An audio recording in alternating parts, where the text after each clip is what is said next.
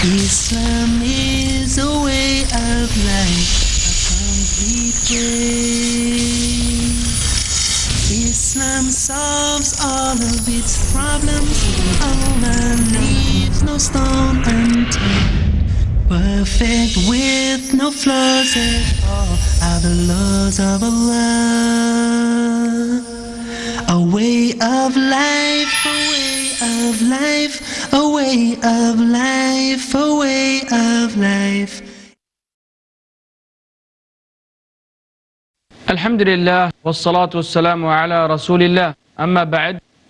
Brothers and sisters in Islam, welcome to a new episode. And the situation and the conversation and the discussion is really heated, and it deserves this kind of heat.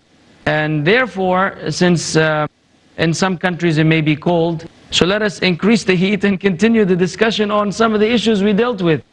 Particularly when we got into the issue of women and looking for the right wife. What do we look for, and how do we identify religious commitment and things of the sort. And perhaps you would like to comment on the last comment that was made before. I'd like to pick up on the last issue we're talking about of obedience. I think a very important point to make is the wife's obedience to the husband should be according to her ability. And I just I think it's nice or useful to relate something from an experience I was connected with, where there was a divorce situation that had taken place, and the husband wanted his wife to look after the children of the former marriage. And this wife had had a series of children, one after the other. She was physically quite weak, and she was very afraid that she would not be able to look after these kids. But the husband was insisting, no, you can do it. You must obey me. I am the husband. I'm giving you, this is what I'm telling you. You must do it. Yeah. So mashallah, this lady contacted some of the shaykh to get advice. So the shaykh said to her, can you do it? Really? She said, no, I cannot do this. He said, if you can't do it, your husband cannot force you. It's not his right to order you to do this if it's not inside your capability. And he can only order you to do something that you are physically and mentally capable of. So he can't order you to harm yourself. MashaAllah, because this was a family where they had the book and the sunnah and they always agreed. So alhamdulillah, this was the end. Actually, it happened that, subhanAllah, very soon after this, a sister got flu. And subhanAllah, she was very close to dying because she was so weak. MashaAllah, the husband saw, with his own eyes, the reality of the situation. So I think the point is that a lot of brothers, they read these ahadith, such as the one I was quoting. The point of mentioning it is, maybe we think we shouldn't tell people they are there. They can read them in any book or internet search, they can see it. But the wife should obey the husband. But they need to understand these hadith properly. They need to understand, what does it mean for the wife to obey the husband? And as I'm sure we will elaborate, it is never an excuse for the husband to make dhulm and to make oppression. And he's not a tyrant. You're not supposed to be, here's my excuse to be Saddam or Hitler or something. No, you're supposed to care for and nurture your family.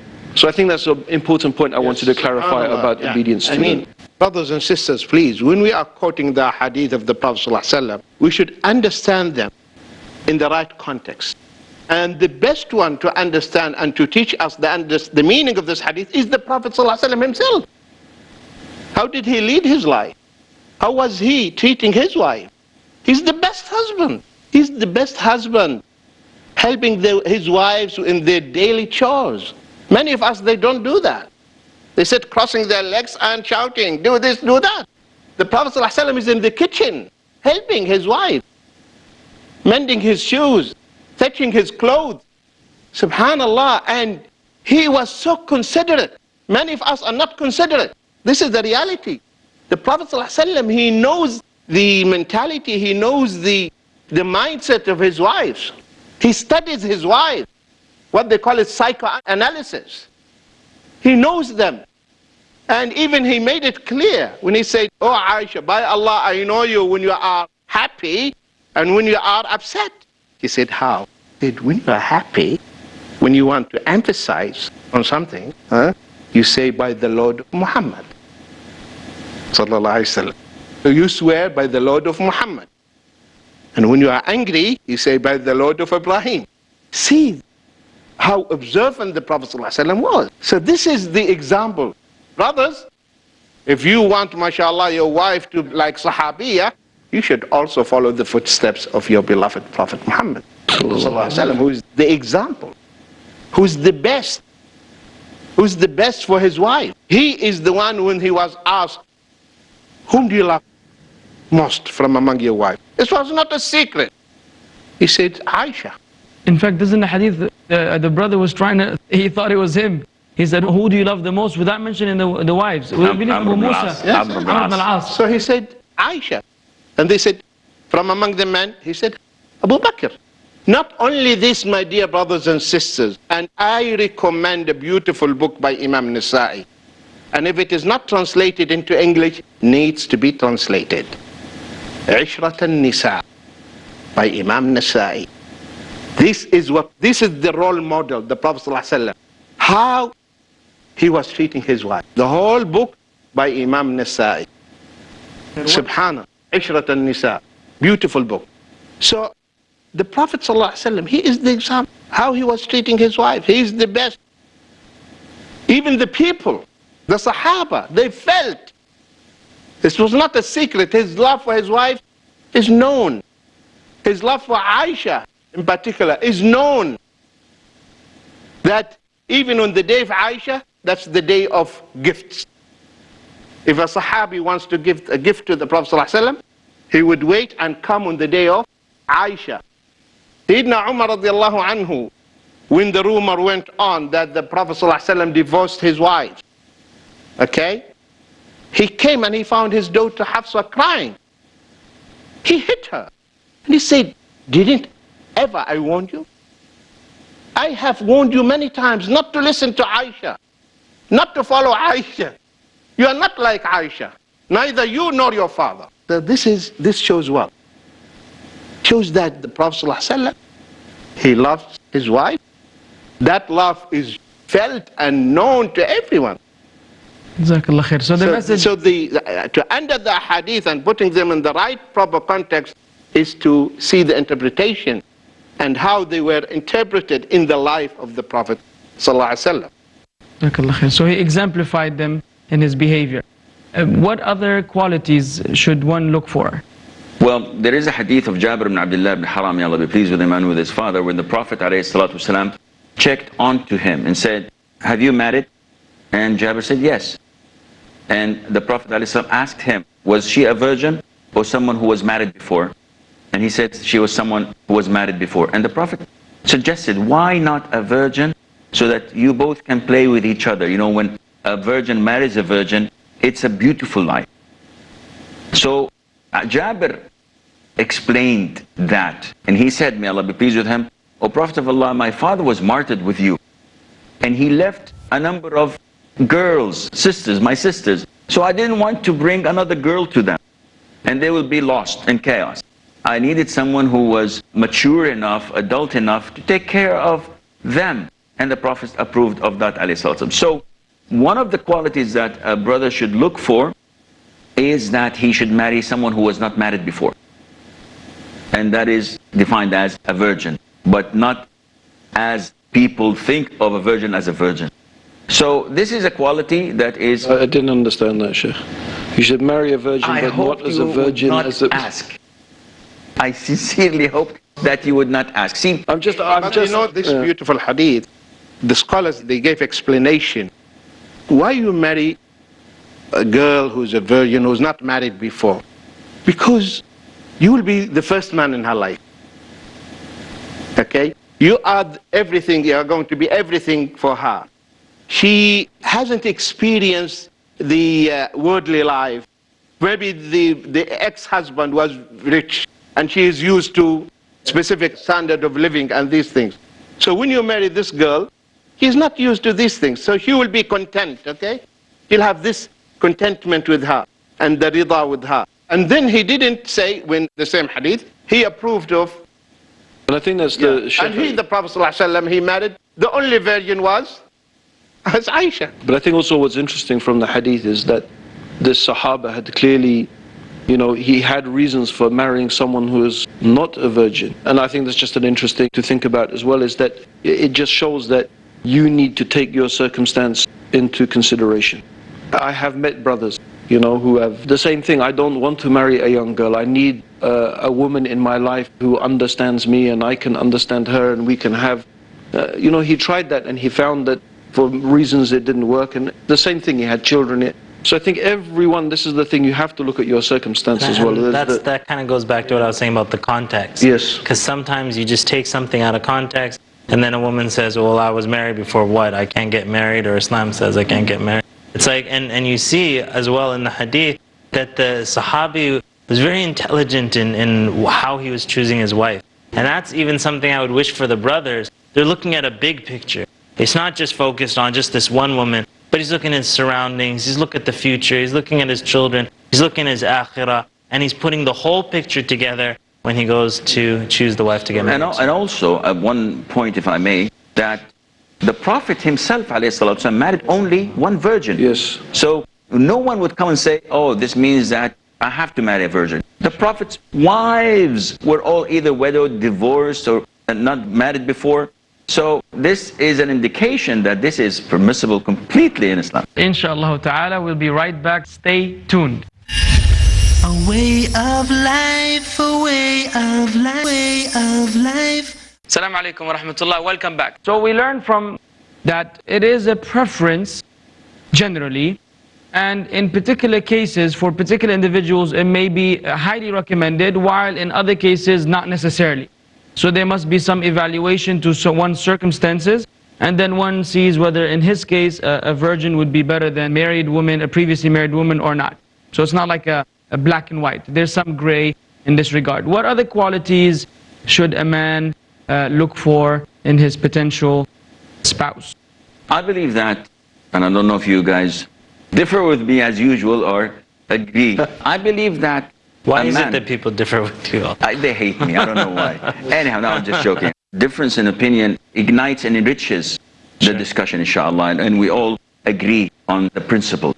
I believe that when looking for qualities in a woman, she has to be feminine and a pleasant sight to see. Why do I say this? Because I get a lot of marriage counseling, and I get a lot of complaints. And a lot of these cases, we find that the woman is a woman by gender, but not by character, unfortunately. And so many times the brothers complain, Akhi, my wife beats me. It happened. My wife beats me. And when I look into it, the sister has a black belt in Brazilian Jiu-Jitsu. So she gives him a choke lock, or, what is this? What kind of a marriage is this? Akhi, when you want to marry a woman, you want to marry someone who acknowledge her weakness, her vulnerability. She needs a man. It's not the other way around. So a man feels happy when a woman needs him and she makes him her shield, not the other way around. I remember one of the brothers, and he's from the US, he was telling me that he had an American non-Muslim wife, and he was living in hell. He divorced her, and he's married now to 3 Asian women. And he is, mashallah, he has like a full army of children, and he's investing a lot of time in bringing them up Islamically, mashallah. And he says, I feel like a king. And I said, Akhi, subhanAllah, we think of it the other way around. And he said, no. Before, I was married to a man. Because she is by gender a woman, but she always nags with me. She always thinks that we're equal in the sense that, no, you do the dishes, you do this, you do that. And these are not illogical requests, but they are not part of his responsibilities. So she kept on doing this to him. When he married these Asian Muslim ladies and sisters, they have a priority to please the husband, not to make him work. And this happened with Khadija. May Allah be pleased with her. And we've mentioned this before, I believe. When Jibreel came to her, peace be upon him, to the Prophet ﷺ and said, Khadija is going to come with food. So read her salam from Allah and tell her that Allah gives you the glad tiding of a tent or a house made of a pearl where there is no tiresome in it and no loud noise. This is the environment she gave the Prophet ﷺ. So she has to be feminine. Is this a recommendation to marry Asian women, or what do we understand from? It's a cultural. So it's not necessarily Asian, but it could be one who has that. Any woman who could be from elsewhere but has the qualities which may be found generally in Asian women. Then that's something that you look for. True. And I think, yeah, but there is the fact remains there. There's one fact, inshallah, just a few minutes. There's a fact which is the real asset, oh my dear sister, your real asset is your femininity, being feminine, to be a successful wife. The moment you lose that, because this is what is happening, women, they become masculine. Women, even some when they talk, some in the way they walk, subhanallah, like field marshal, you see? Bodybuilders. Really? What happened? Where is that rashaqa? Where is that grace? Where is that gracefulness? This is a reality we have to address. Yeah, that you are a feminine. This is husn al-taba'ul. You are a real woman. If I may? No, let me finish, please. Let me finish. So here, this is very important. This is the real asset that you should have. You should not lose it. So your husband is longing for this. When he comes home, he feels this comfort. He feels this cheerful face. He feels these laughing expressions and saying, yes, Habibi, yes, darling, yes, I miss you. This is what he is longing for, okay? This tender body, not one, mashallah, full of muscles. No husband wants that. Some do. Huh? This is abnormal. Quite strange. You'd be surprised. All right, so I think, these series of programs, we're talking from the male's perspective, the qualities they're looking for in a wife. I find that a lot of men, they want these things as if women are a menu and they get to just pick what they want. And the man is very lazy. You can also say that the man is not a man. He's like, oh, she's a man, because there's no other man in the house. So it's like, you're not going to get it from a sheikh telling the woman be feminine, she's just going to become feminine. She's in a position where this guy keeps backing down.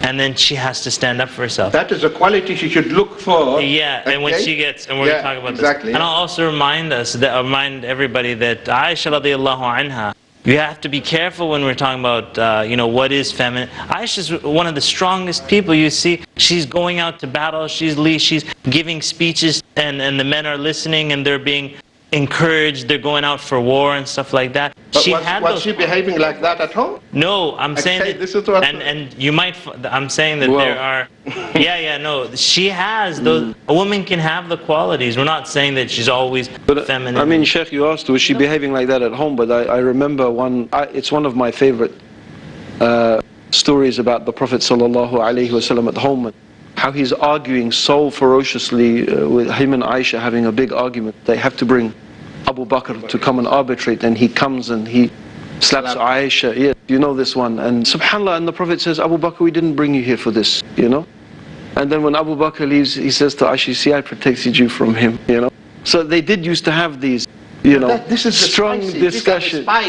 For the marital life. Let's be realistic. Does that negate the lady being feminine? No, I think the beautiful thing is the Prophet says, you see how I protected you from him? And this is the man and the woman. You see, the man is the protector, he is the maintainer. And this is how Allah subhanahu wa ta'ala defined him in the Quran. The point that I mentioned about a woman being feminine has two sides to it. Nowadays, the majority of women who are not abiding by the Quran and Sunnah, what they do is, they're feminine when they're outside the house where they're denied from being so. Allah tells them, do not soften your voices. So when they are outside the house, when they talk to strange men, when they come to the sheikh, can you please answer this? What are you doing? You're melting. Get hold of yourself. You're not supposed to talk like this to a stranger, to an mahram. You should be straightforward, not soften your voice. Professional, maybe. Yeah, but in the house, when she speaks to her husband, why didn't you get the groceries? Why do you always come late? Why don't you take us out? I'm jumping just by every time you say that. I'm good. This is what happens. No, it should be the other way around. By selecting a wife who's feminine, who knows how to treat her husband, but outside she's serious because she knows that this is a sin. But we might be giving the wrong message, thinking that that the woman is either feminine or she's not, and the man just picks the one. That a lot of her femininity is going to come from the man's encouragement. If she dresses nicely, most men would never say anything. She puts nice makeup on, he doesn't care. Where's my food? And then so if she doesn't get any signs from the man, she doesn't get any encouragement, and I'll tell you the best one, when the man threatens the marriage. When he says, oh, if you don't act like this, I'm going to divorce you. How can she be feminine and open up and be vulnerable when he's threatening her? She has to close down. When the man said, oh, the men always do this joke, I'm going to marry a second wife. Ha, ha, ha. Close down. He's making her masculine, and he said, I want to marry. And if he goes to another woman, he's going to do the same thing again. He's going to keep marrying them. I want to add to the Sheikh, it's a very profound point, and I have some experience of sisters complaining of exactly what the Sheikh is. Sisters saying, he made me a man. He made me have to behave in a masculine way.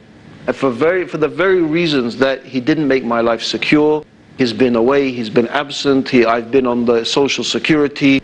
You know, I've had to learn to live like him. I've had to pay the bills. I've had to go to the shopping. I've had to do this and that. Yeah.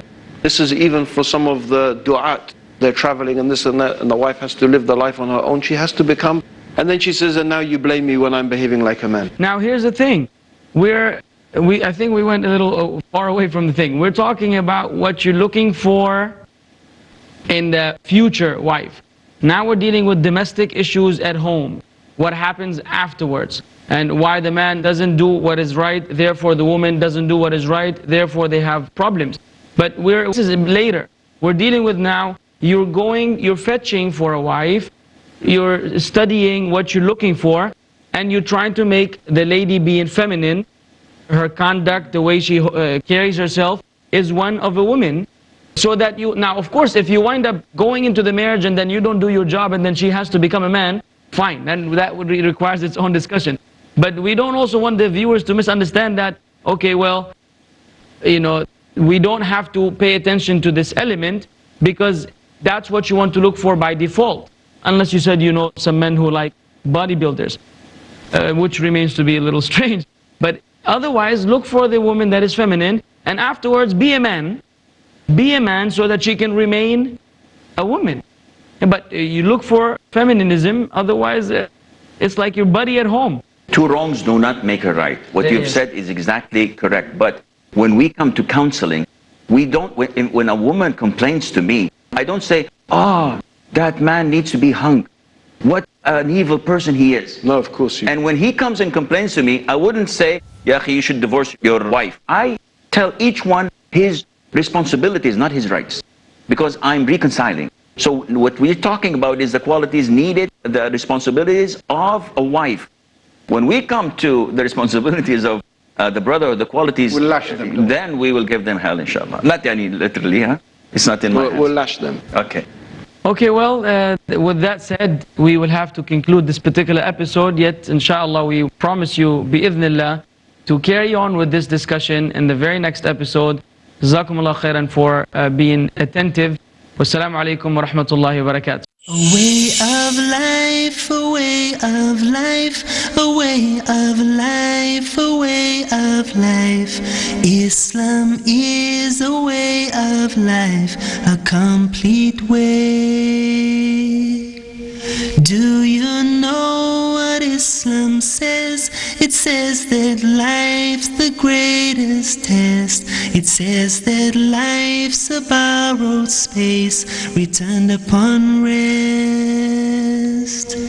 A way of life, a way of life, a way of life, a way of life. Islam is a way